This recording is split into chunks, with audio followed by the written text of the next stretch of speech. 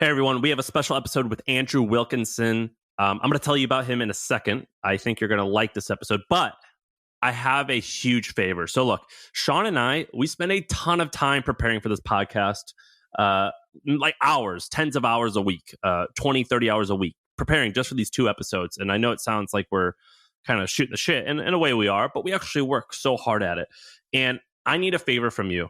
I'm begging you, please leave us a review in iTunes. So if you're listening to this on Spotify, just click your podcast app or whatever it's called in Android and go to the iTunes store and just leave us a review. Click 5 stars and then just click like, I really like it, or leave 1 star and be like, hey, Sam, you suck. Whatever.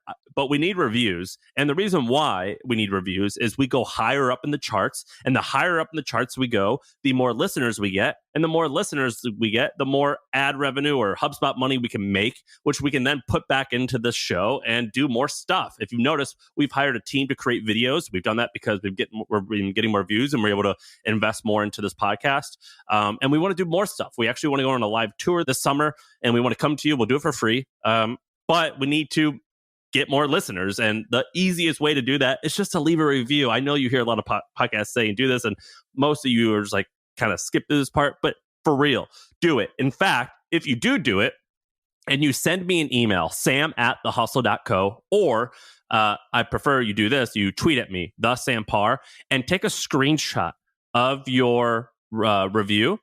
And make sure I see it. And I'm going to call all of you out. Everyone who leaves a review, I'm going to call you out.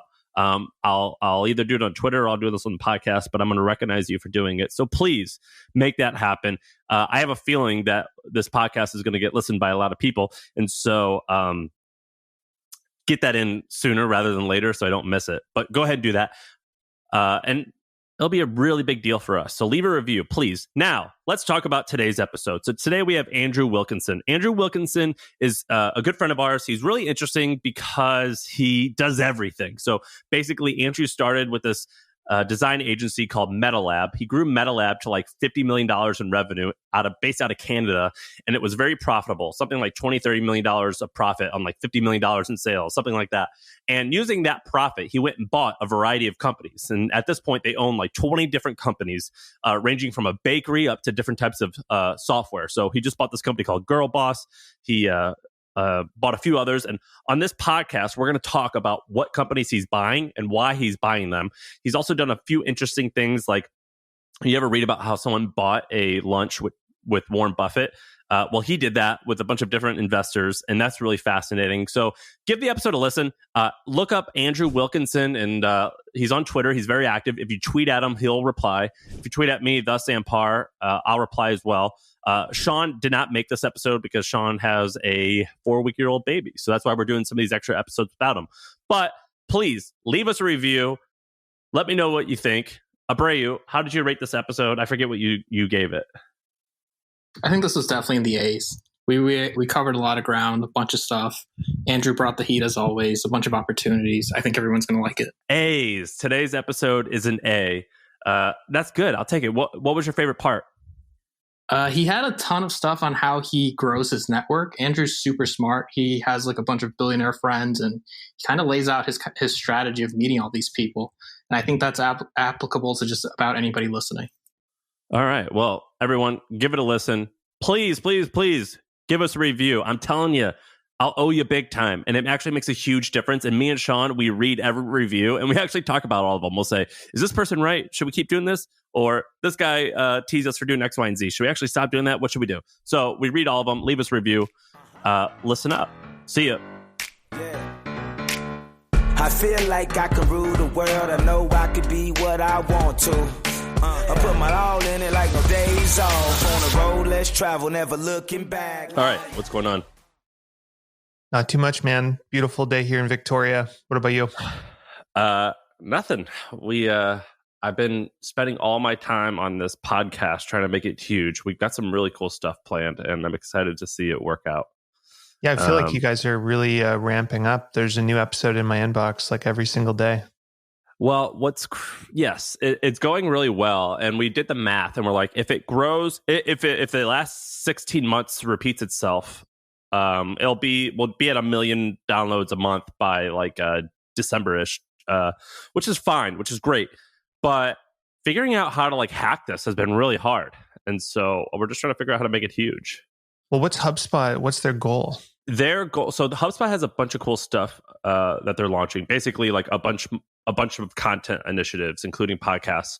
And their goal is to reach a certain number. Like I don't remember the exact number, but they say like, how do we get to 100 million monthly newsletter reads, podcast listens, things like that. So 100 million monthly audience a month. And they've just done the math on, if 5% of those people convert into HubSpot customers, then it pays back the acquisition or something. Well, no, that's across that 100 million. That 100 million is across all their content. It's not just the Hustle. And the Hustle right now, the Hustle, we have close to 2 million monthly or 2 million subscribers, of which like 50-60% open rate. So that's adds to the 100 million. And so this podcast accounts for right now 400,000-500,000. Eventually it'll be 1 million a month. And then if they have other podcasts, that's another, let's say 10 million. So then we're at 50 million. And then where's the other 50 million going to come from? And so that's kind of how they're doing the math. But how's it changed for you going from like staring at your P&L every month, looking at the bank account, freaking out about invoices not getting paid, to suddenly going, I don't have to do that. I just have to focus on growing the audience? Yeah, so it's pretty great. Like a lot of people, HubSpot never said this, but a lot of people were like, man, you're only going to work there for like a few months or a year, and then you're going to want to bail. And frankly, I'm having a great time. Like I think I'm meant to start a company again, and this is my first job I've ever had, but it's been really great, and I can see myself doing this for a little while because it's awesome. Like, and like let's like talk about the obvious, which is like I made money for myself, so like I can relax a little bit. It's not as hard. Like I'm working a long hours, but it's not as hard because if I fail or screw up, like I'm not going to like cost people their jobs. Do you know what I mean? Like if I make a wrong decision, I'm not necessarily going to lose a significant amount of money, or someone's going to have to be fired because I can't make payroll. So that the lack of stress is so good. Have you noticed like your cortisol levels are dropping and you're just more chill? Interesting. Dude, yeah, I've never felt that. I've never felt that because there's always been so many different businesses that anytime we've sold one, I've been neglecting another one for a year, and then that blows up and I get all stressed out. So I've been thinking about this a lot, but I've been going from stress to stress for like 7 or 8 years, probably since we sold our one of our first companies. And I've been thinking lately, like I'm going like, holy crap, I got to de-stress. And that sounds really nice to not have to think about any of that stuff. Well, the way I described it, so what I described when I like moved out to San Francisco and like put my stake in the ground, like, all right, I'm going to figure this out. I felt like I'd been living with poor eyesight, and I finally put glasses on, and I'm like, oh, this is the world. Like I can do anything. I could do this. I could finally see.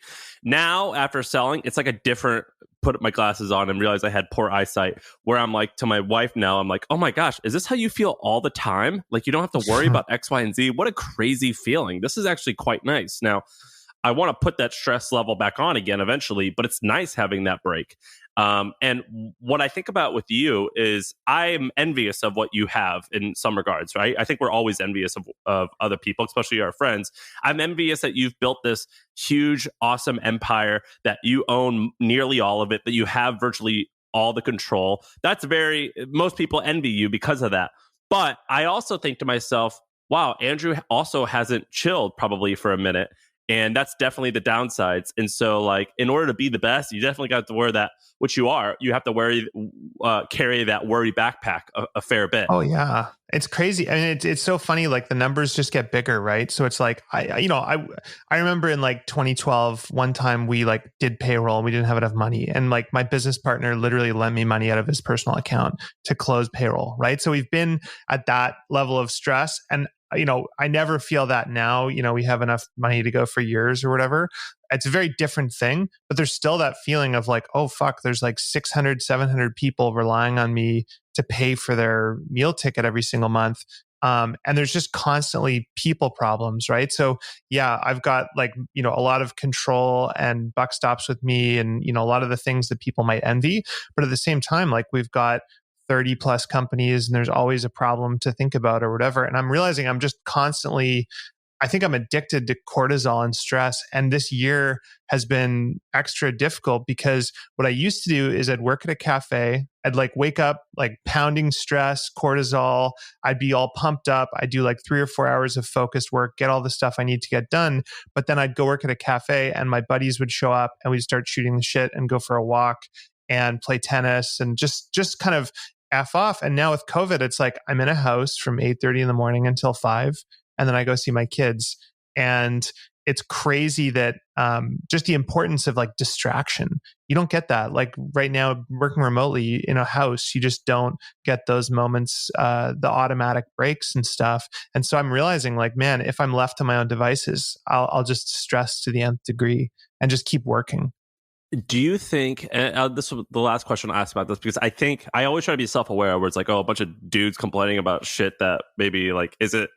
Oh, like, great problems, right? Yeah. Well, my reply to that is, it is a great problem. But great problems are still problems. First world problems are still problems, but they are first world problems. But do you think that it will ever get or ever not be stressful? Like, you talked about Dan Gilbert last time, this billionaire guy who's got all this stuff going on. You said that he was pretty calm and present. Do you think that even a guy like him who kind of has it all, or I mean, people think you and I have it all, I imagine, but as a guy like him who we think has it all, do you think that they still stress?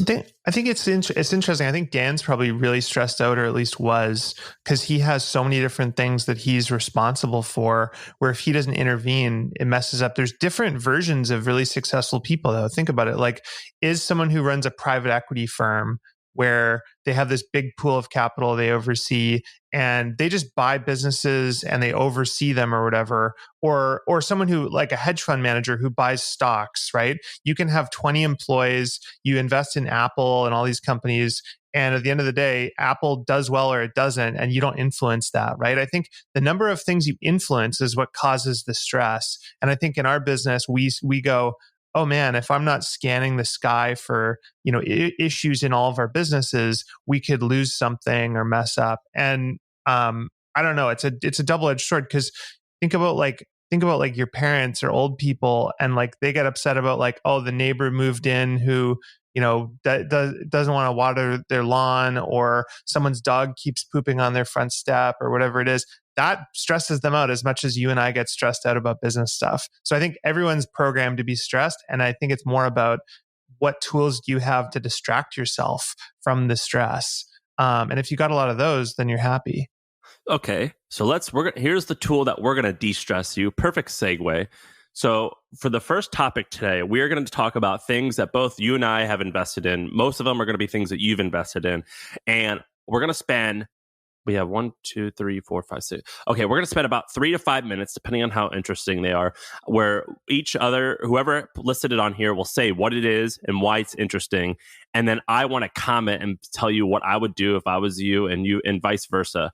But I want to hear your intel, or your behind the scenes look as to why you are investing in this, and why it might not work, and why it will work, like why it could work. And so does that sound good? Yeah, sounds great. All right. The first one, you bought this company who we've had Sophia Amorosa on the podcast. You bought her old company called Girl Boss. Is it just girlboss.com? Is that the URL? Girlboss.com. Yeah. And what is it? So Girl Boss is like a media company for women. So Sophia started it about 6 years ago and built up this massive following, started doing amazing events, podcasts, built like a social network. And I met her when she was first starting it, and she'd done Nasty Gal, which was like this big flame out where she built a really amazing business, was doing $30 million a year, doing online e-commerce, selling used clothes, doing really, really well, right? She didn't need the money, and she ended up raising from venture to take a little bit of money off the table. And then the venture investors got in and were like, hey, you got to 20x this, go take risks, start retail stores. She starts the retail stores and it all blows up. A really horrible story where she had a good thing and then she risked it and then it blew up. And so she was fresh off of that. And she said, look, I'm starting this company, Girl Boss. I think I want to bootstrap it. And I might raise a little tiny round, but I'm not going to raise venture again. And so we ended up investing and following along and she ended up raising venture again. I don't know what it was specifically. I think she saw like a bigger opportunity and decided to do it, and the terms were great. But so she raised venture and decided to build all this stuff, like a social network for women, building an app, all these really expensive R&D projects. And it got to a point where it just wasn't working and it wasn't venture scale. And so she sold it to these guys, Attention Capital in New York. And they're Joe and Nick, right? I think they're great guys. Yeah, and Nick Bell. And they basically they focused on the event business. They had all these massive contracts that were booked, and then COVID hit, and they just got themselves into a pickle where they just couldn't. The numbers didn't make sense. They were burning too much money. They lost all these contracts, and so they nudged me and said, "Hey, would you be interested in buying this?" And I said, "Look, I will buy it only if I can just buy the assets." Because we looked at it and we said, "Hey, they've got 2 million social followers. They've got a huge newsletter. They've got a massive podcast feed. All the pieces are there, but the cost structure was venture, right? So like they had a big P&L. They had a ton of employees, and we looked at it. We went, okay, what if this company had 5 employees? Could you run it with 5 employees? And is that how many you have now? Now I think there's maybe 7 or 8 or something like that. But we started with basically, one person doing newsletter, one person doing podcast, one person doing social. And then we just said, as we sell more ads, we'll hire more people. And we ran it like a bootstrap business. And so that's what we've been doing. And I think, Sophia was pretty nervous when we bought it, right? She's like, don't embarrass me, make sure you hire the right people. And so we worked in close partnership with her, and she's actually been really stoked about what we've been doing. So that's been awesome. Yeah, you just announced a new CEO. I think you hired a CEO. Yeah, totally. So can you talk about any of the size? So you 2 million 2 million social followers. How many email subscribers? About 250,000. So I can't share the acquisition price. That's fine. But it was let's say I felt it was a value investment based on the social followers. But if you looked at it on a P&L basis, it was like, holy crap, this is a mess, right? Because it had been losing a lot of money. Okay. What would you be happy with this company in 2 years? How much monthly revenue? Yeah, what's cool about it is when we buy a business, we're generally going, if we're wrong about all the big opportunities and we're only right about just base hits. So like, hey, we've got 250,000 newsletter subscribers. Can we sell $40,000 or $50,000 a month of ads on that? If we do that, we've got a good little business. And then if we do that on the podcast, we've got a really good little business. And then if we do that on social, again, it's bigger and bigger and bigger. It doesn't need to be huge. Based on the price we paid, it could do $3 million a year in revenue and be an amazing business and give us a good return. I think it's a $20 or $30 or $50 million a year business. Once we kind of do the events, we've been thinking about, all sorts of opportunities within the business.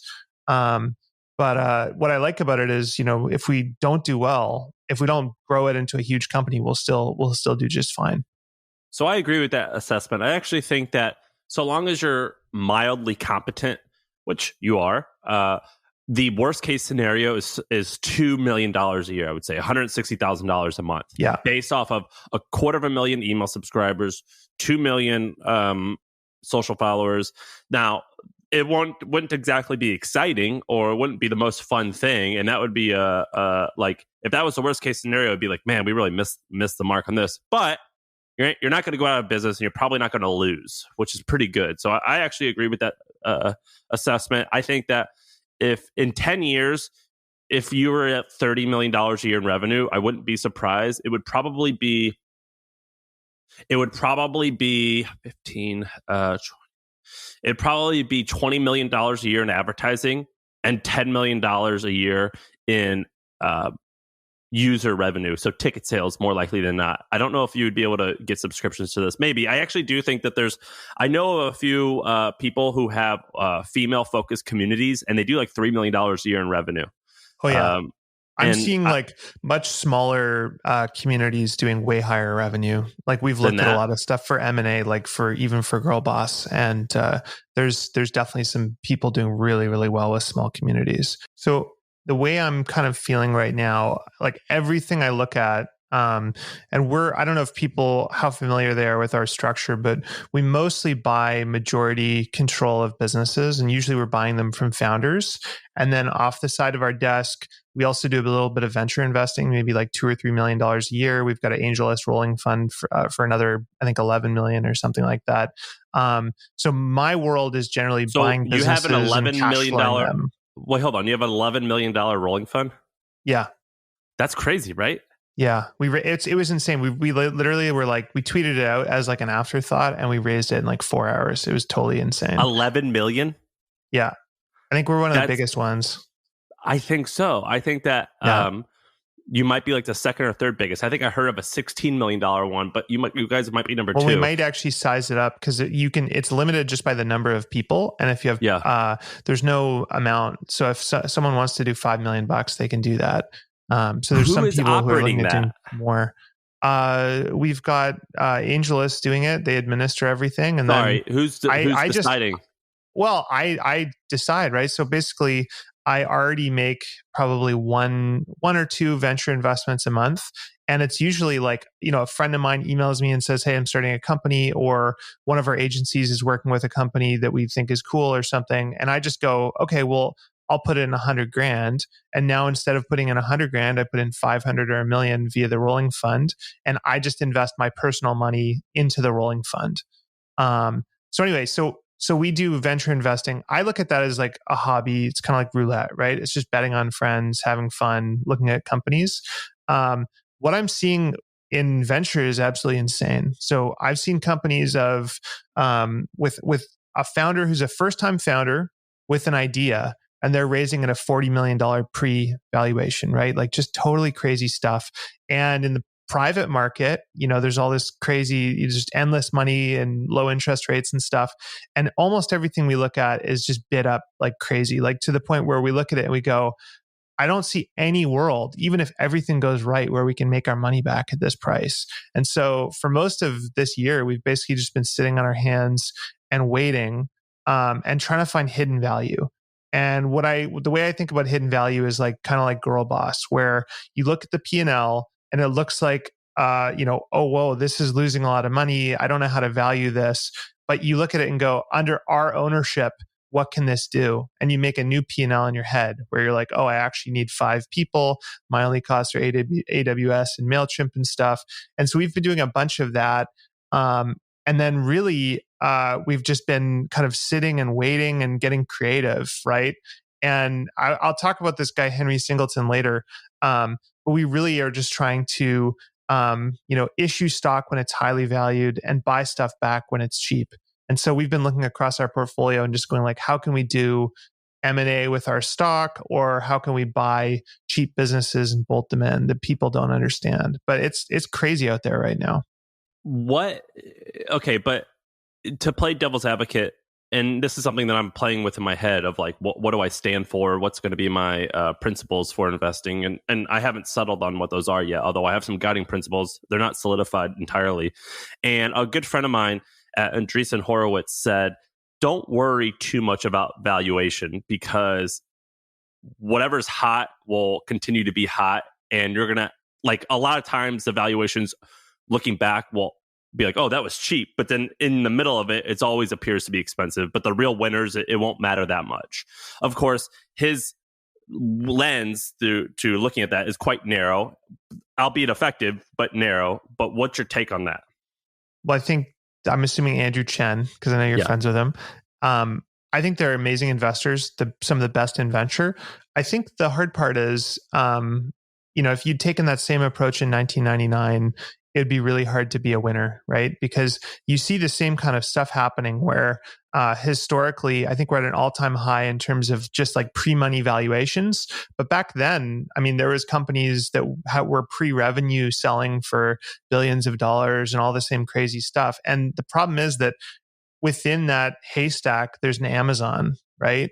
or an eBay or a Google, but you just don't know which one they are. And so I think if you were to go out and index and buy 100 random startups in 1999, you'd probably lose money. And I'd argue you'd probably lose money today if you went out and you indexed. And to me, the only way I'll bet on someone at a high valuation is if I know that they're a proven operator. Like if they're a founder who's done really well historically and I have a lot of trust and think they're amazingly smart, I don't worry too much about valuation. But dude, some of the stuff I'm seeing is just wacky, just crazy, crazy stuff. Is there one thing that you are seeing that interests you a ton that you've had the chance to invest in, or you passed on, but you still think it's quite amazing? So you're saying that like you've seen, and I have too, like ideas from people who don't know what they're doing, or at least you don't know if they know what they're doing, and they're these huge valuations. Is there anything that you've seen lately where you're like, oh my gosh, this thing potentially could be the coolest thing I've ever seen? Well, I think if there's one thing I've learned over the last 10 years, it's when you see something and you get lit up about it, ignore the valuation and just invest, right? Like it's like there's lots of companies that I was super excited about, but I was like, oh, I'm a value investor. I'm not going to, do this on these terms. Like what? And I should have. I mean, I've got the ultimate like anti-portfolio of, Coinbase and Slack and, all sorts of other stuff. I mean, running an agency in Silicon Valley for 10 years, like you see all sorts of stuff, right? That it turns out to be big. I think the thing I'm most excited about and nervous about at the same time right now is like crypto stuff. And there's a company I saw recently that I didn't get the opportunity to invest in, but I think is genius. So the crazy thing about crypto is like, at least theoretically, historically, if you are a member of a website like Reddit, let's say, and you're an early user, let's say you're the first 100 users of Reddit and you built it into something, you actually derive no value, right? You don't get paid. You're like a Wikipedia contributor, and then Reddit makes billions of dollars. Oh, I know where you're going with this one. For the first time ever, I could start up Andrew Reddit and I could say, hey, all the people who move over from Reddit, based on the number of followers you have or whatever your rankings are, I'm going to issue coin in Andrew Reddit. And as everyone moves over and posts more, you become more valuable, kind of like the BitClout thing, right? Now, BitClout's kind of whatever BS, but I think for the first time, social networks and network effects are actually vulnerable to this. And one of the businesses I saw that I thought was fascinating was a company called Brain Trust. And what they've done is they've basically created a really nice Upwork. So it's like you go to the website, it looks like a really well-designed version of Upwork. Gabe? Is this Gabe? Yes. I know yes. Gabe. I know him too. He called me a year ago when he was about to launch this, and he told me all about it because he was hiring a content person. I have not checked in on this. Okay, go ahead. So I don't know what he was doing a year ago, but basically you go to this website and it looks like, Upwork. It's like, hey, hire contractors for design and development, whatever you need. But then it says no fees. And I was like, well, how the hell do they have no fees? That's crazy because Upwork charges like 5 or 10% of all the projects.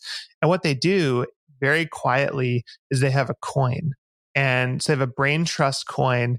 And they have people who their job is to basically be a project manager on there. Those people get paid in the coin. All the transactions occur in the coin. So it's almost like if Uber had issued a coin to all their early drivers, and then as they participate in the network, they get rich. And so they don't go to Lyft because they're already rich in Uber coin, right? And so it creates this lock-in and it aligns incentives. And before it was always this thing where it's like labor versus capital. And this is the first time it's all aligned. It's all, very theoretical and early. And I don't know whether it's a good time to invest right now, but it's obviously the future to me.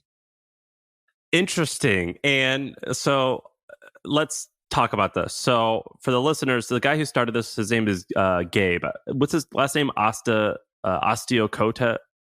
He's got two last names. Him and his wife, they've like hyphenated it, so I forget his full name. Anyway, he started a company called Luna Ostaseki or something. Yes. He started this thing called Cal. I forget what it was called. Cal Tech or no, not something where it was like a lead gen site for like roofers and home services, and it grew to like $30 million a year in revenue. I don't know how, but in some way he cashed out. Maybe his partners bought him out or something like that. And he started this thing, Brain Trust, about 18 months ago, I think. And so I actually would email him after this and be like, hey, what's going on? You raising? Because this is really cool. I think I agree with you. This is really cool. And he's a very proven entrepreneur. Now, the thing I get nervous about when it comes to people like him is that will they be hungry enough to make it big? I get nervous about that. Do you?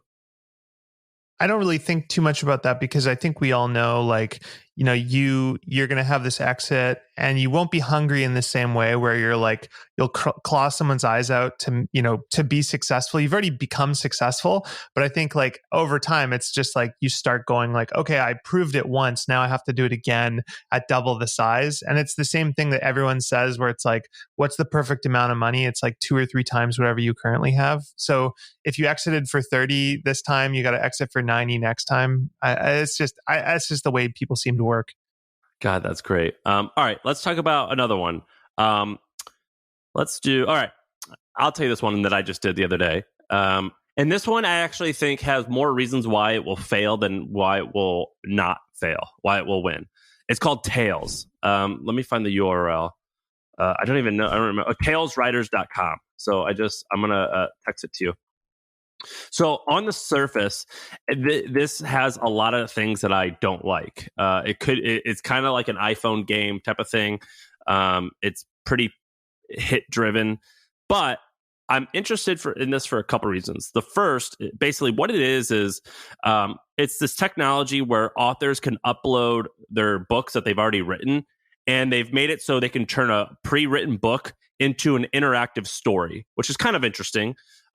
But I invested it for a couple of reasons. One, I've been crazy fascinated with how authors can make more money, because I think books traditionally are a horrible way to make money off of someone who spends 2 years of their life writing something. Like, it's pretty shitty. Like our friend Jack Butcher probably makes more money off his one course, which impacts probably 10,000 people, than a book that is read by 1 million people, which is pretty crazy when you think. I think this is fascinating though, because like I'm writing a book right now. I don't know if I'm even going to release it. I might just turn it into a bunch of Twitter tweet storms or blog posts or something, or make a podcast out of it. Or that's what's interesting too, is like when you have all that content, you can take it and put it across all the different channels, right? Like build it once, put it everywhere, and monetize it across all those different places. Well, but there is legitimacy. There's a legitimacy around being able to hand someone a book and say, "This is my story as I want," for you to understand it. And it's like Phil Knight is like the man because of Shoe Dog, right? I agree. So that like, I don't think a book is going to go away, but I think that what you should do is write a book as like a loss leader, and then do all this other stuff, of which Tails is one of those things. And the reason why this business fascinated me is because I think that romance novels and anime and like entertainment like that, for amongst young folks and particularly women, it's like one of the biggest genres there is. I mean, it's just a rabid fan base. People love this stuff. I invested in this thing because I think an author can charge like $30 for an interactive book, and people will read it a lot and consume it a ton. And there's a company in China. I'm always fascinated with how the Chinese monetize content. There's a company in China called, well, the American translation is just called China Literature. It's a $80 billion publicly traded company that does something just like this in China. And I'm fascinated with how authors can make more money. I'm fascinated with bringing the Chinese habits to America. Also, the founder of this company had invested like $800,000 or something like that of his own money into the business. And I was like, oh, that's cool. Like you're betting it. I'm interested. So that's a recent one I did. But there's so many reasons why this can fail. It could be incredibly expensive to acquire users. I don't know if the users are going to even stay for that long.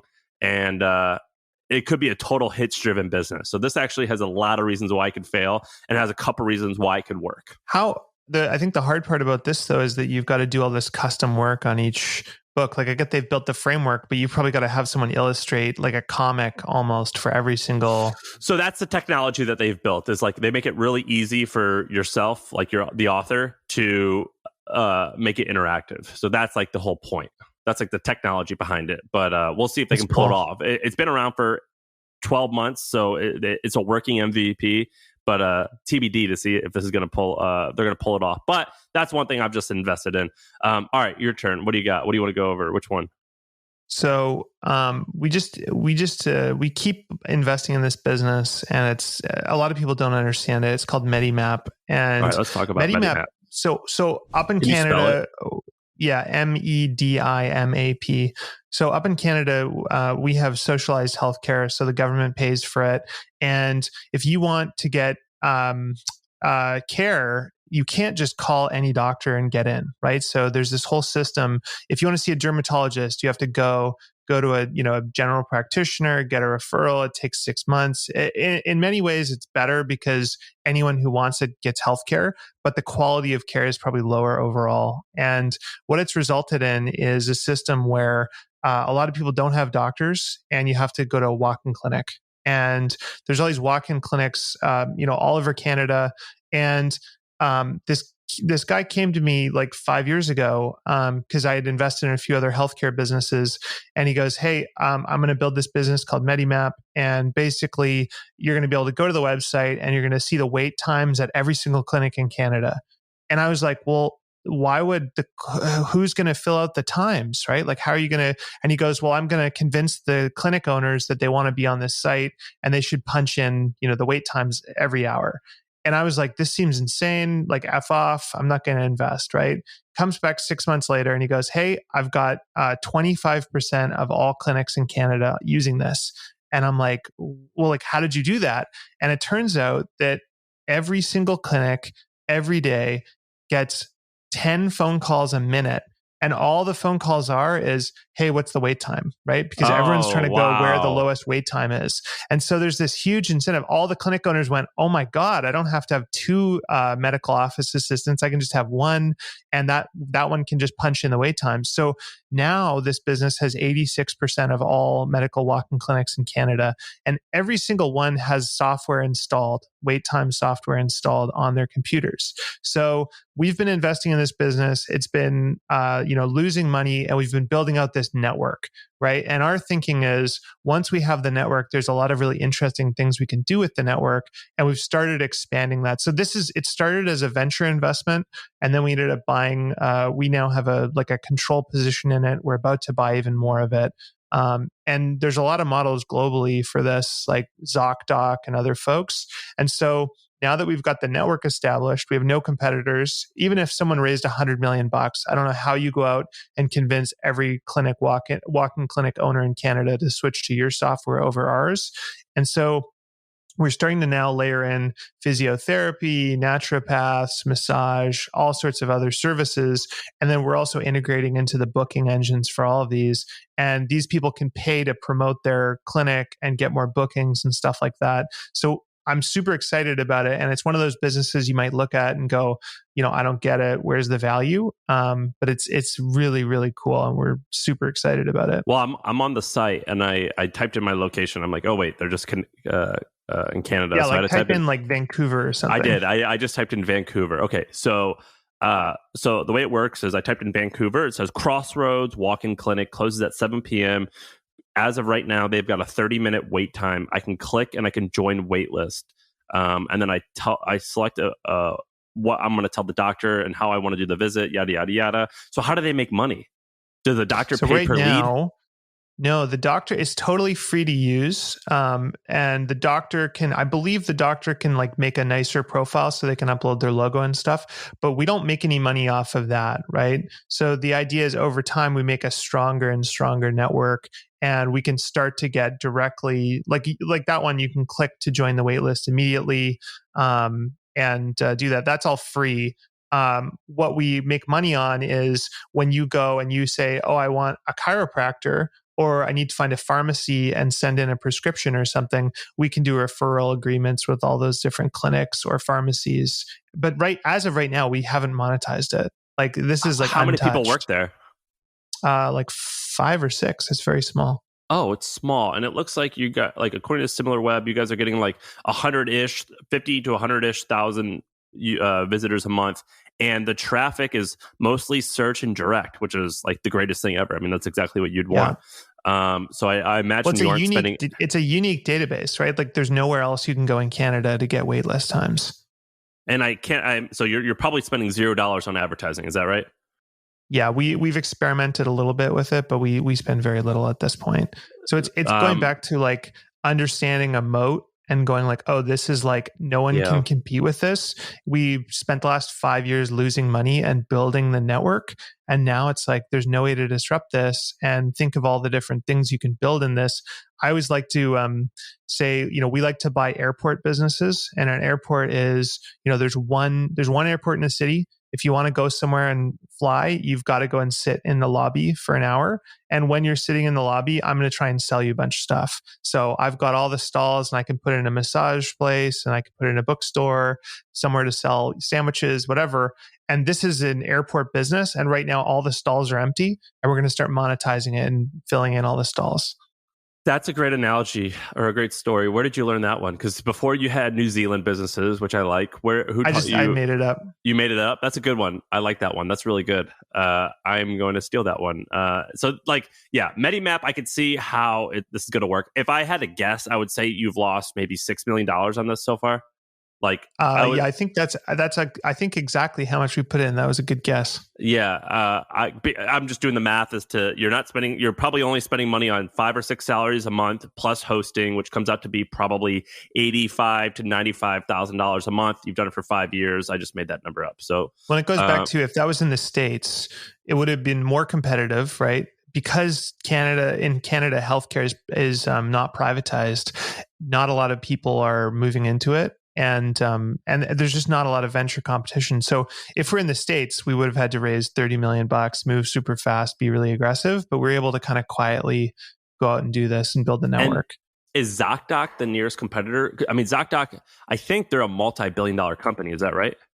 Well, they're only in the States, right? And so, I think they would be a logical, if they were ever to move international, they'd be a logical acquirer of Medimap. And I think that they're a great model. Right now, we're looking at it and going, okay, how do we roll out the ZocDoc playbook or find similar businesses elsewhere? I don't mean competitor, but I mean it's the like the most exactly. the nearest comparable is ZocDoc, and that's a multi-billion-dollar company, I think. Yeah.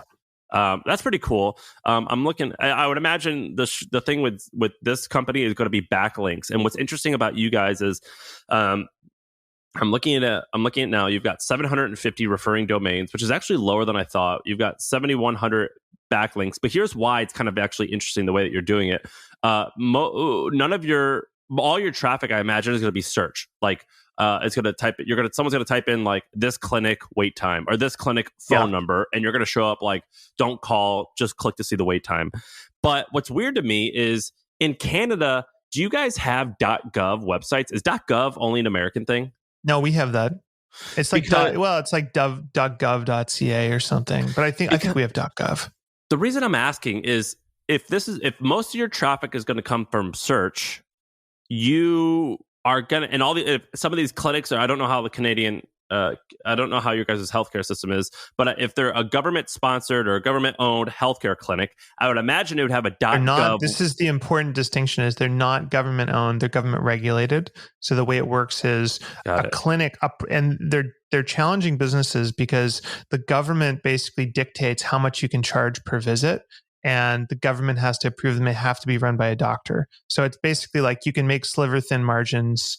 And that's, again, why having someone calling all the time, saving money on not having someone on the phone all the time is massive for a clinic owner. But here's what I'm getting at. What I'm getting at is this actually could be a much bigger moat than I realized, because if you're getting a bunch of .gov websites linking back to you, a .gov URL is worth, the SEOs out there will correct me, but something like 100 times more valuable than a .com.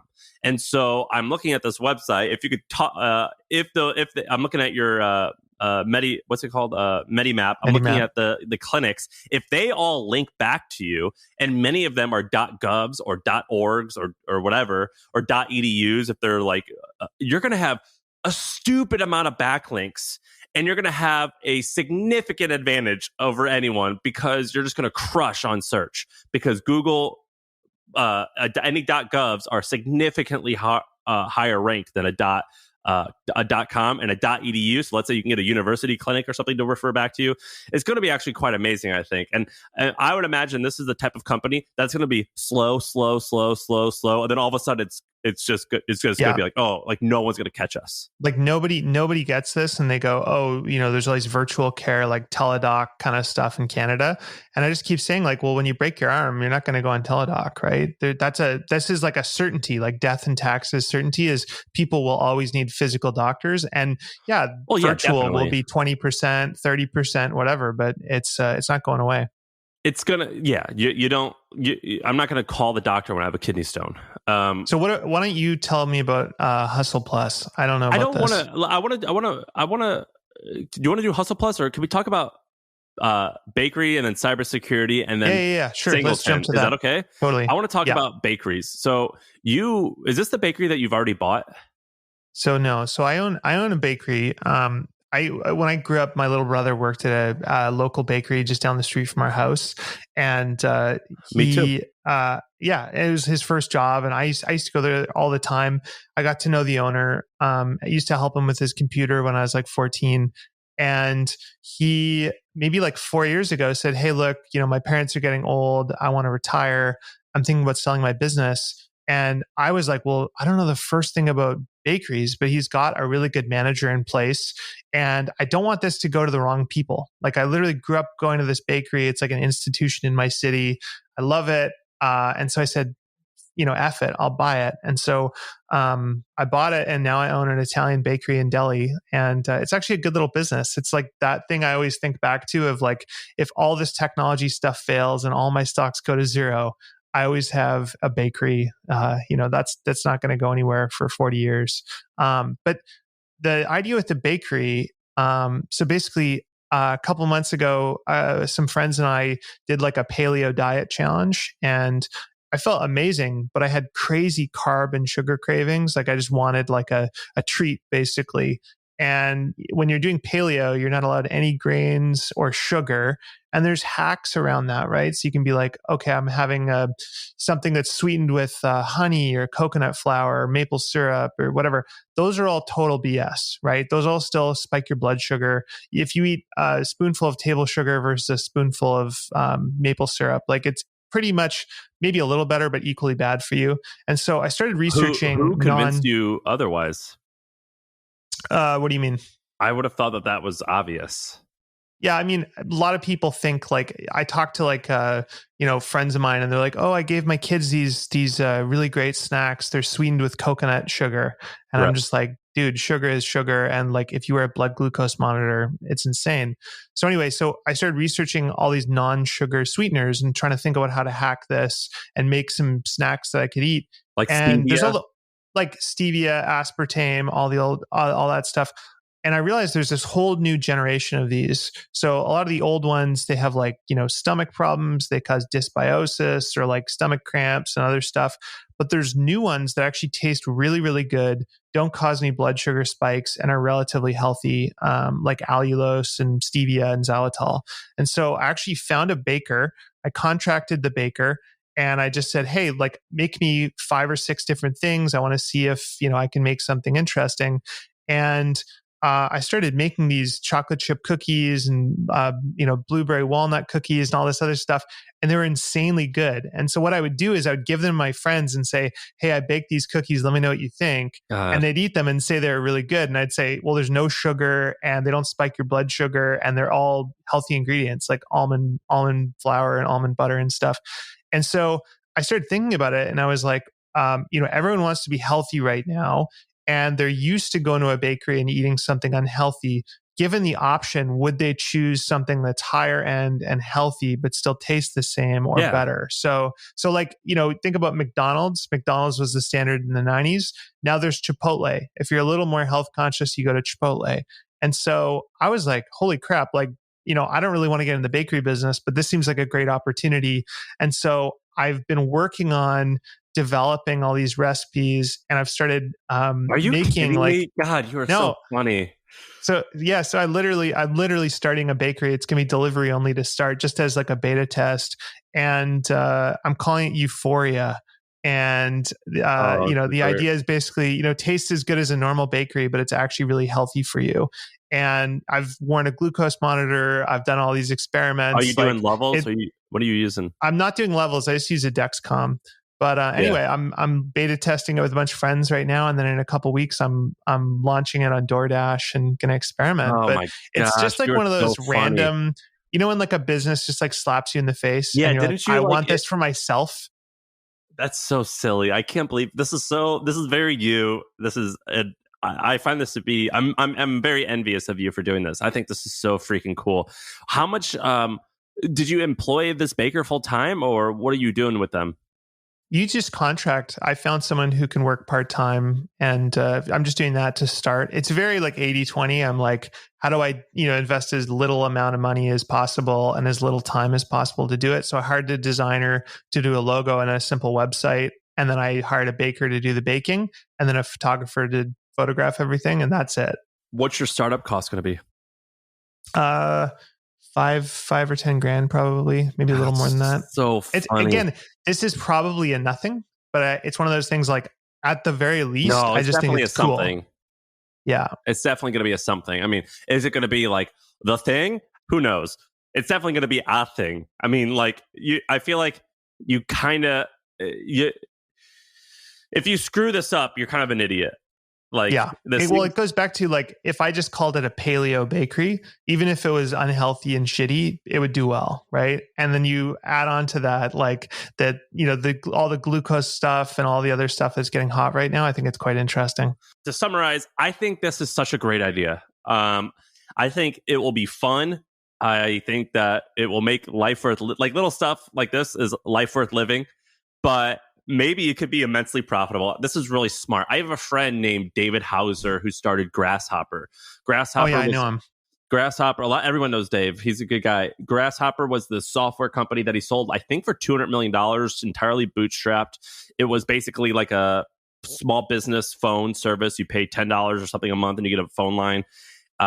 He started this thing called Nut Butter. Is that what what's it called? It's like a peanut butter pouch, right? It's like a peanut butter pouch. It's a keto thing. And the business is so much harder than a software company, but he's having so much fun and it seems exciting. I think like it's a double-edged sword, right? So I used to always ask people, like, you always get all these tech people who make tons of money or whatever. And you're like, well, what are you doing with your money? Like, are you starting any weird things? Like, I love Dan Gilbert, which I talked about in the last episode, because he went, how do I make my city better? Right? It's like doing the fun stuff with money. And the way I look at this is like, I'm scratching an itch for something I want, my friends might want, but I make my city better. And it's just a cool, it's a cool, fun thing to play with, right? I think the fun part of entrepreneurship is going, this should exist and making it exist. But at the same time, like I've done stupid stuff like that. Like I started a pizza restaurant and I lost $800,000 doing it. It was a total disaster. I was getting phone calls like, we had like an alcoholic manager who was sleeping in the restaurant. We had a sketchy landlord. We had like just endless stress and bullshit. And so this stuff is fun to a point. And the key that I've learned is just hiring amazing people. So I only like the beginning. Like this part is fun, but I got to get out really quick. Have you heard of the Barber Motorsports Museum and Racetrack? No. So there's this guy in Alabama. Where is it? Somewhere in Alabama. Let's see. It's in Birmingham, Alabama, but it's in the country, I think, of Birmingham, Alabama. His name is George Barber. He's probably 80 years old now. His father, this guy's 80, and then his father started a dairy company.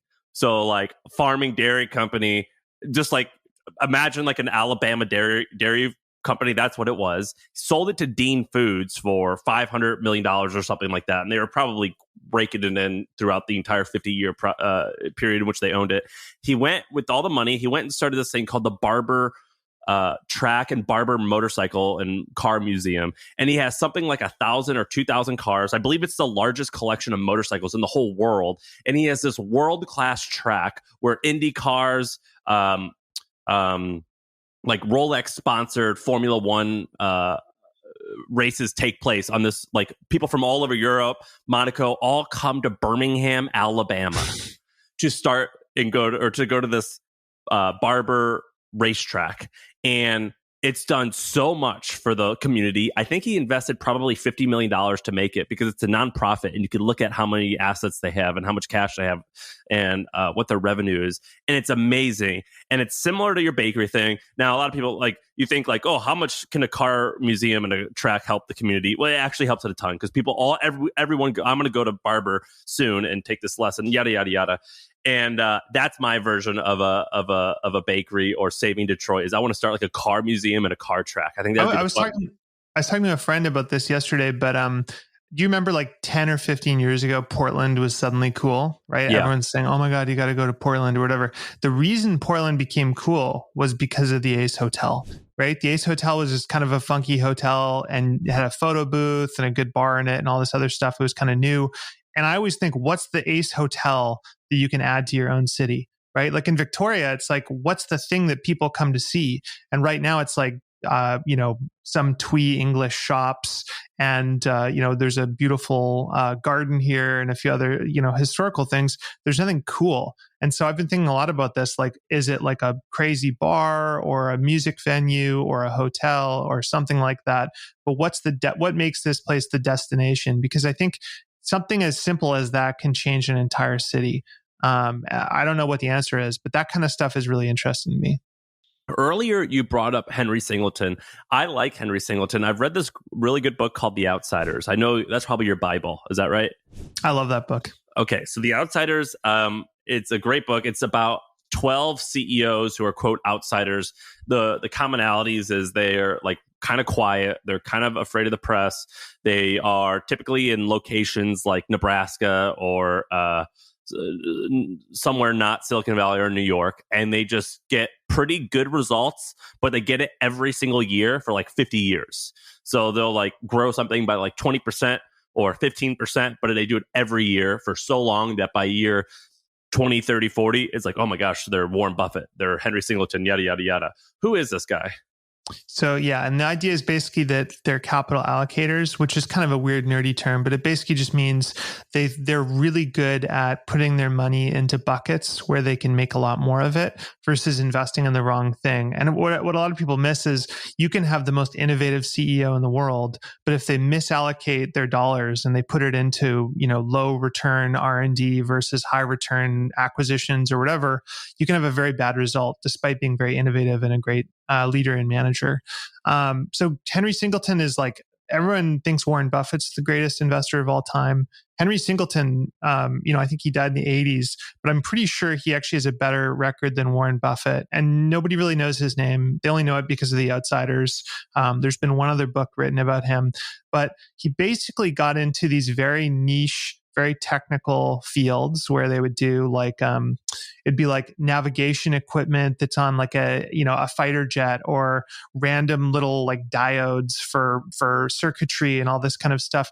But he'd find these niches where they could kind of own it or have a very dominant position in it. There's this very simple, kind of way of thinking about investing. And his whole thing was, when the market is overvalued and crazy, that's a great time to issue stock and to sell things. And when the market is undervalued, you want to be not only buying back your own company. So if you don't own your entire company, you want to go and, buy back more stock, and you want to be investing then. And so that approach is very simple. It doesn't sound like rocket science, but I think it's a really important thing for people to be thinking about right now. And I think now is a great time to be scanning your portfolio or businesses and going, how can I basically take advantage of valuations right now and either, issue stock or use my stock in my business to go buy stuff, or just wait for opportunities? Because right now it's like a crazy seller's market. Which is shockingly the hardest part, is the not doing anything. So in time, like, you have far more perspective in this. You're more successful than I am, and you're a couple years older than I am. So you just a little, everything that I am interested in, you are, but more. How are you and other people who you've met that buy into this? How do you guys just sit and chill? How do you not do new stuff? Because I say to myself all the time, I'm not gonna like pounce on X, Y, and Z. I gotta wait. I get so antsy and I can't it's hard. Well, there's a reason I'm starting a sugar-free bakery, right? Like that's the stuff. That's honestly my secret to not doing too much is I distract myself. And before COVID, it'd be distracting myself with sports and playing bridge and hanging out with friends and going on walks and stuff. Now it's starting businesses, and they're really small little businesses. They're like hobby businesses. It's like me just kind of playing with $10,000 or $20,000, but it's enough to keep me distracted and happy and active and feel like I'm doing something. But in reality, I'm sitting on my hands and building up cash. And so you still have enough time to do that and do the WeCommerce thing, which for those of you who don't know, Andrew, I don't know how you describe it. If you started it, or you owned it, I don't know what the right terminology is, but you have this thing that went public and is currently I don't know what it is today, but many hundreds of millions of dollars in market cap. Yeah, we started a business about 10 years ago. We met the founder of Shopify. And at the time, we were running a design agency. And he said, hey, we want to launch themes on our platform. We want people to be able to sign up and have different designs they can choose from. And we'll let you guys sell these themes on the platform for, $150 to $250. And so we were kind of thinking hey, it's a small little Canadian company. These guys seem nice. Let's do it. And we started doing it, and Shopify just grew into a behemoth, and we rode the whale and did really well. And we actually sold the business in 2013. We didn't realize how big Shopify would get. And then we bought the business back in 2019. We did a bunch of back for more than you sold it? Way more. Yeah, I think it was five times, 6 times. So we bought it back. We said we're just making a big bet. We think Shopify is going to get a hell of a lot bigger. And we made a holding company called WeCommerce, and we started buying businesses and kind of building a mini version of Tiny within the Shopify ecosystem. And then we took it public in December, and we're listed on the TSX Venture Exchange up in Canada. And as of right now, I don't know if this is in Canadian dollars or American, but it's $663 million market cap. I think that's US. Yeah, I think Canadian. That's Canadian. So 663 Canadian dollars. So it's pretty big. But I mean, you're saying you're just sitting there not doing anything, just waiting. It seems like you're doing something. Well, I mean, we started this podcast by me saying I'm stressed out and busy, right? So I think I don't want anyone to get the wrong idea that, it's more I'm filling my time when I have it by distracting myself with this other stuff. And that all of the things I'm focused on right now, for the most part, while I'm looking at buying businesses, everything's so overpriced that I don't want to make a swing on the wrong thing. So I'm filling the rest of my time with other things. And one of those things is not email. You told me the other day that you, for the first time ever, which is actually shocking to me that it's the first time ever, you've hired someone or you've asked your assistant to completely manage your email. And you said something like, this is the first day I've tried it. TBD if it actually works. Is it working? Yeah. And what are you doing? Yeah, so I'm doing 2 things that are kind of interesting. So one, I fully delegated my email to my assistant. So I've started getting over the last couple of years 200 or 300 emails a day, and honestly, it was just making me kind of miserable. It was just I've tried all the best practices, and we even built a company called Mailman that basically slows down your email and does do not disturb on it and stuff. But it just wasn't enough, and I hit my breaking point a couple weeks ago. I was just spending 5 hours a day doing email.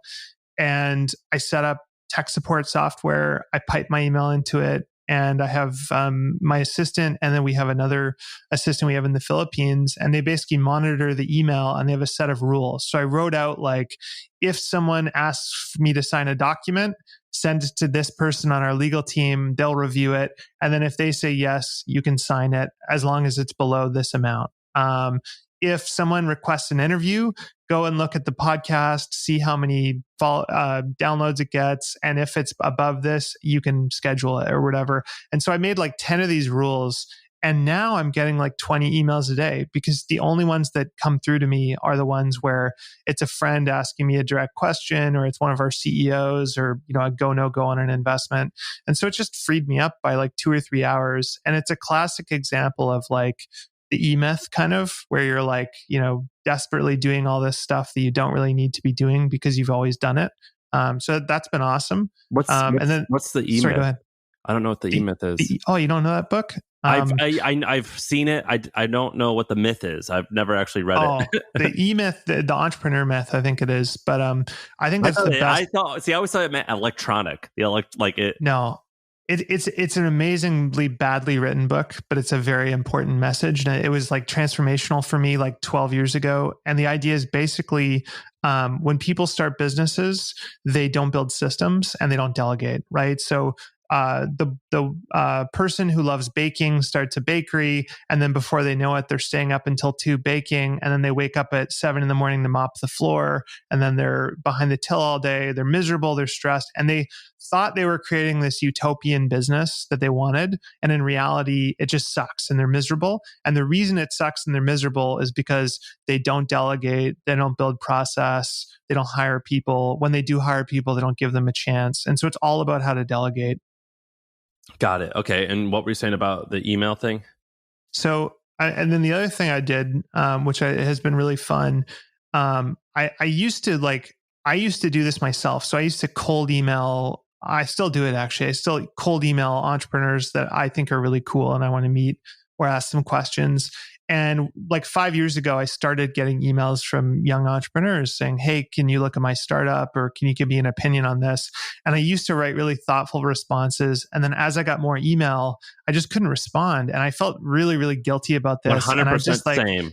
I'd like delete it. Sometimes I'd just be like delete. And other times I'd be like 1-line response and I'd be like, fuck, they think I'm an asshole. 100% same. Dude, I've done that with some people and then I've eventually become friends with them. And you know how like on Twitter, you can see, like you recognize people's thumbnail over and over. There's this one guy the other day that I've seen him talk to me all the time. And then I've been hanging out with this other person, like through a friend of a friend, like 3 different times now. And I knew his name. And I'm like, fuck, you're the guy I've been ignoring. Yeah. I'm so sorry, man. I'm so sorry. I didn't realize it. So anyway, I do the same thing and it kills me. Well, you never know who they're going to become, or they could have this great idea if you just talk to them and get on the phone. And so what I ended up doing, I realized I was actually doing myself a disservice by responding, because I just say like, this is too long, write me a shorter, question or whatever it is, the douchey, like I'm too busy stuff, like, right? I don't know what you're asking. So now I write them back. I have a template, or my assistant writes them back and just says, hey, I don't respond to these via email. What I like to do is I do an AMA, ask me anything, every month.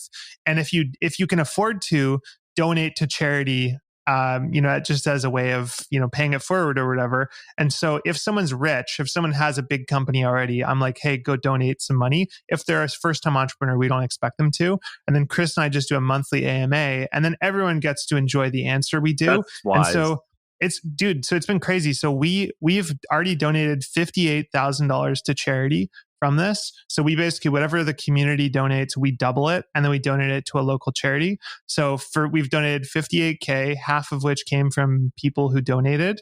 And then it's probably saved me 2 or 3 hours a month of just not responding to these emails. So it's like a really great hack. Should I copy that? I think that's great. Totally. Yeah. Did you make that up? I think we made it up. That's wonderful. That is such a good idea. Where'd you send the 56K to? Have you picked your thing yet? We did one. One was like it's called Bridges for Women. I think it was, and it's for women that are transitioning out of abusive households.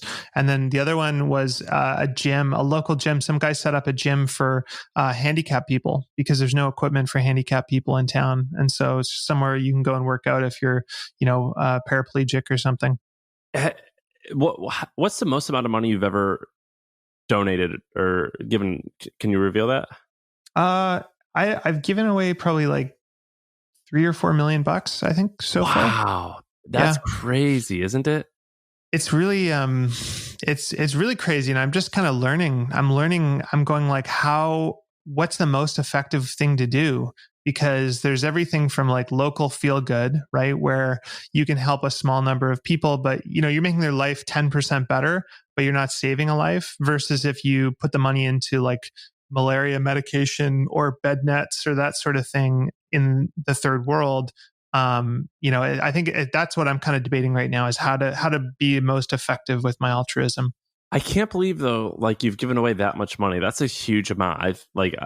I haven't done really much of anything, and I want to. The way I started was I just started doing donating to science. So I'd be like, as I was researching different medical things, I'd be like, oh, this researcher is really cool.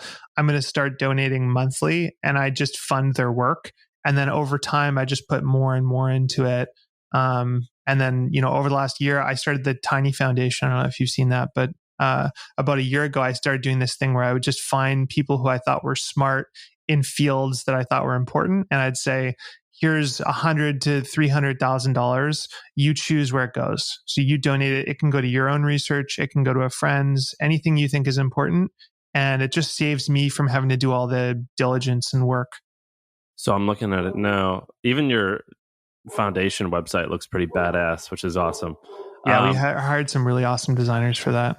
Yeah, it looks really good. So for this, wow. Besides just like doing good, which is like the most important thing, but let's just be real. Is there anything that you're getting out of this?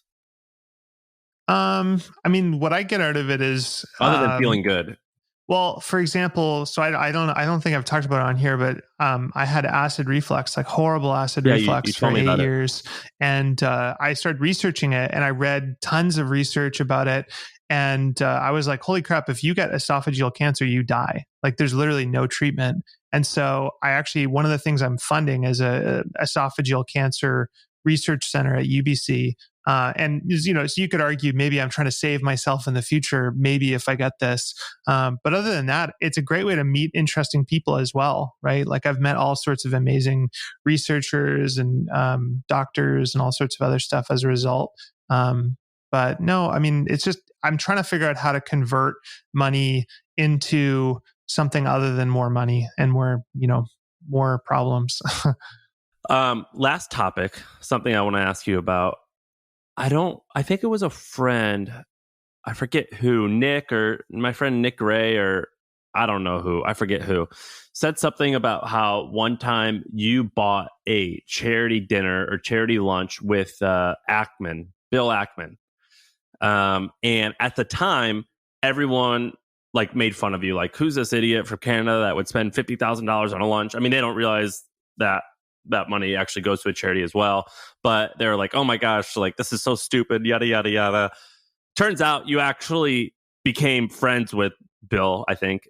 I don't know him, but I'm going to call him Bill like I do. And you guys have like done business together. And I'm sure you've made that money back many times over.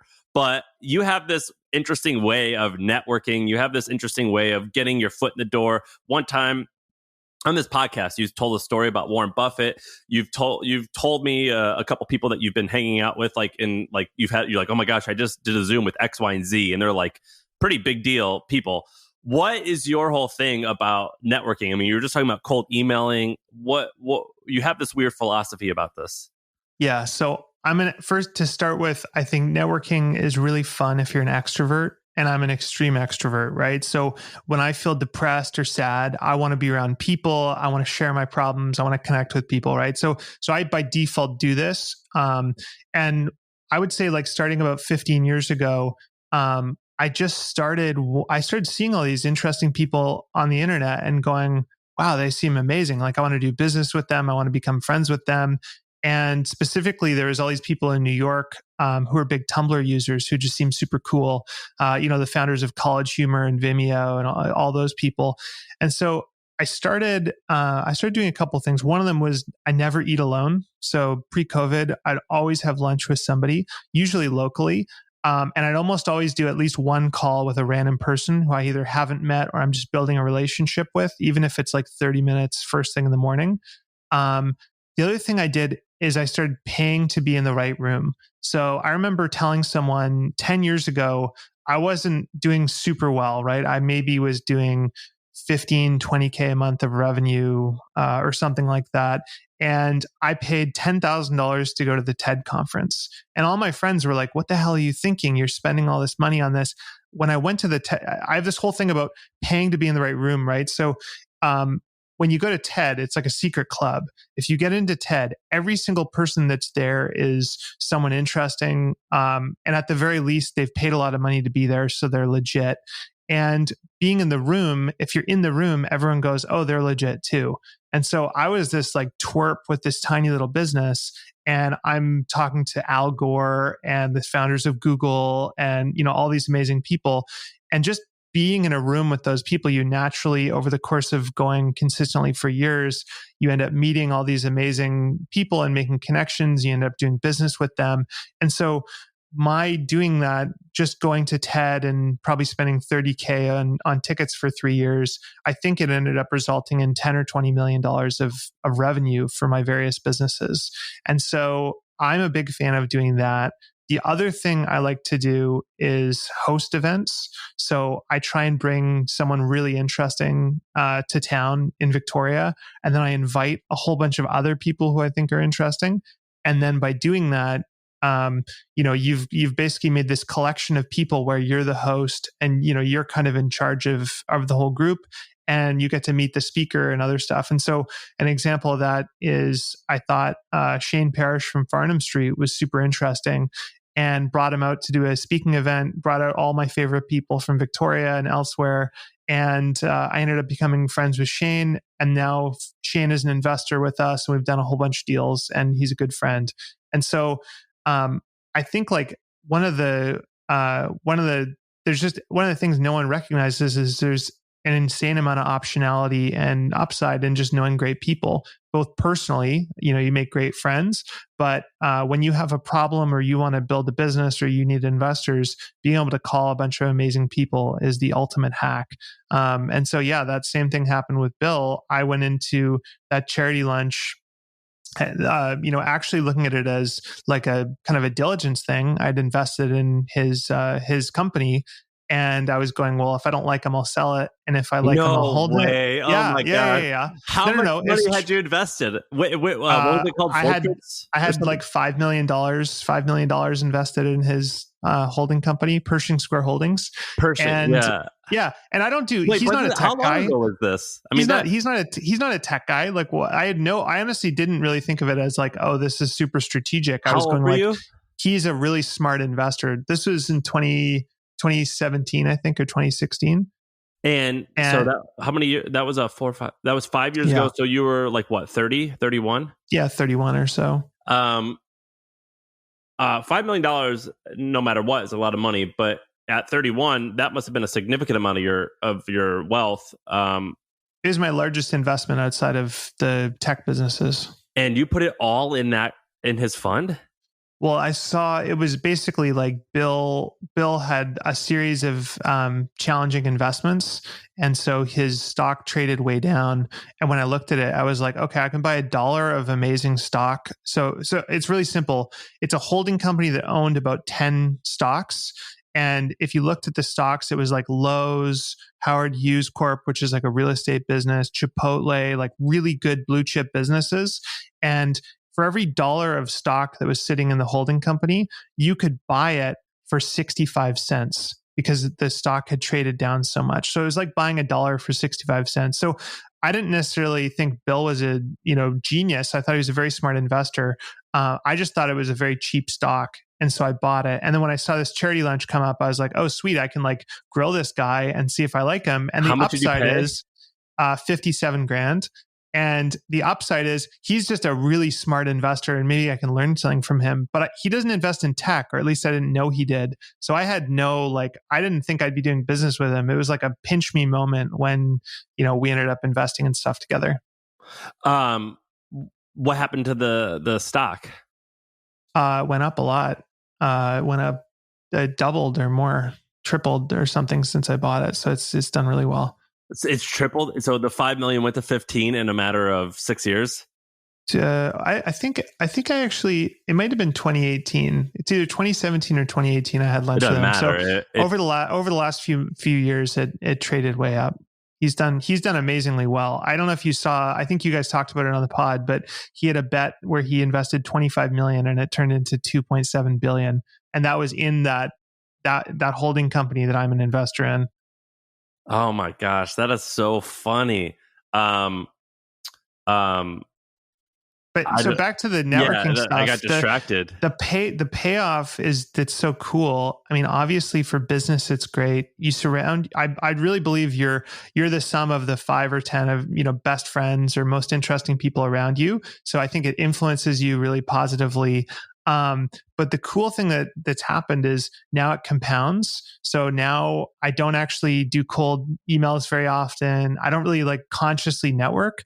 I just naturally every week or two, I get introduced to someone really interesting. And so now it's this like, I planted the garden and now I'm enjoying the fruits from it. My issue is I don't really want to talk to people like that much. Like you and I text message, and I'm okay with text. Like I'll text, like there's like 10 people who I'll text. You're one of them. It's like, other than that, I really don't want to talk to anyone. And it kind of actually stresses me out because it doesn't stress me out because in one regard, it doesn't stress me out because I don't want to talk to people. Like I really only want like a small group and I only want to be with them. And like, you're one of those people where I'll just text you and be like, hey, did you see the new 9/11 get released? Or like, we just bullshit, right? We don't talk about work. We just talk about just bought this car, does this and this, check out this video, listen to it, it's cool. But then I feel left out because I'm like Sean does this a lot. Sean networks with everyone and he gets access to all this cool stuff, and I'm like, I want that access, but I don't want to spend the time talking to these people because I just get nervous. Or you have the ultimate hack though, which is you have this platform, right? I've started realizing this too. There's a reason I come on. I have a lot of fun talking to you guys, but at the same time, there's 10,000 people listening and a whole bunch of them are super fascinating. And they're going to email both of us and say, hey dude, I'd love to do something with you or whatever. So we just bypassed, 10. The problem with networking is you do 5 boring calls and then 1 amazing one, right? So you're constantly talking to people you don't necessarily want to talk to, where they don't turn out to be that interesting when you think they will be.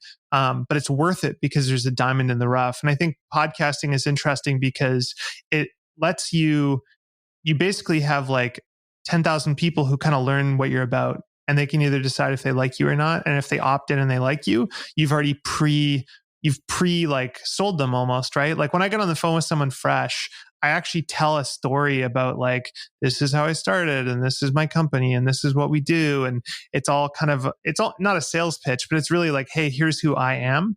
And you can just bypass all of that via a podcast or something. Yeah, I hear you. And when I'll talk to people, I'll be like, hey, I don't want to be pretentious or anything, but like, do you know who I am? Yeah.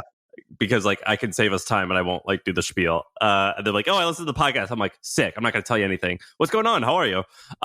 The other day I had this guy named Michael Loeb. Do you know who Michael Loeb is? Yeah, he has an incubator, like a big incubator. His house is the house in Billions, the Hamptons house. Yeah. So I like this guy. I don't know him other than the few minutes that I just talked to him, but I knew about him and I actually admire what I read about him. He started this thing called Synapse, I think, which he sold to Meredith, Time Magazine for $800 million. Then with that money, he started Priceline. He started it with this guy named Jay Walker, and I think they sold that for billions of dollars. And I think it was the fastest time anyone has ever made $1 billion, like from launch to like the sale or the public markets. It was like a year or something like stupidly crazy. He made all of his money there, bought this huge house in the Hamptons, which if you watch the TV show Billions, Bobby Axelrod buys this house for like $100 million, like something crazy. And it's like, the whole point is it's supposed to be like the representation of greed and too much money. And that's the house that he buys. Well, that's Michael Loeb's house.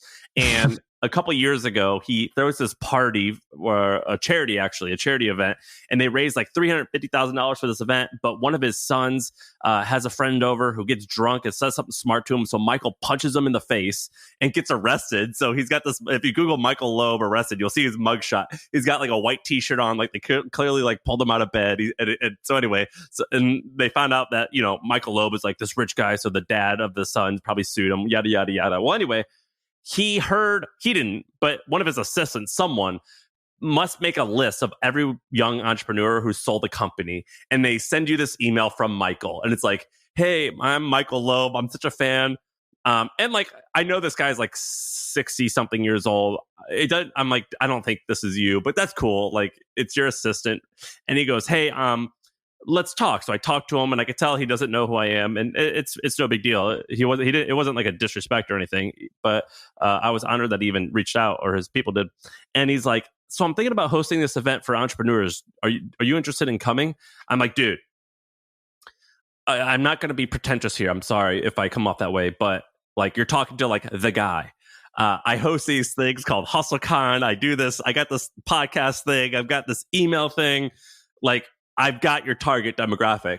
And he goes, yeah, well, like, I'm wanting to host an event at my house. Have you heard of my house? I go, yeah, I've heard of your house. Obviously, I've heard of your house. It's like the house.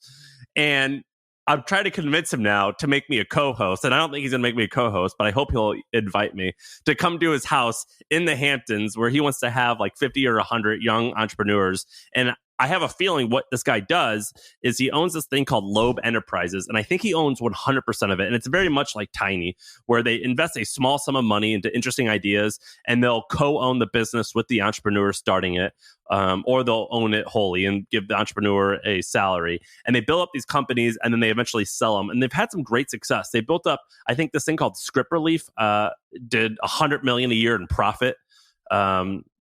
They built up a bunch of interesting things, but related to networking, that's my networking story. And maybe I'll be hanging out with Michael Loeb and whoever he hangs out with. I don't know who he hangs out with. That's so cool. I want to invite to that event. That sounds awesome. We got introduced to him when we were in New York last time. So Chris and I go to his office, and he's like an old school, almost like a car salesman, right? Like, yes. We sit down. And he's like, hi, guys, I'm Michael Loeb. And he pulls out a slide deck, but it's not on a screen. It's literally a printed slide deck. And he goes, he doesn't know anything about technology. This is my story. He has no idea who I am. He just like goes through this slide deck, and he starts going line by line about it. And I thought it was really charming, and he seemed like a cool guy, but it was crazy. Like, he definitely has like a shtick, and he has like a system for this stuff. And it was really interesting because his house is like crazy. Right? Like, I haven't been to it, but I've seen photos and, watched on Billions. You go to his office and you're like, oh, it's just like a New York office, right? I saw his random office in the crappy background. Office.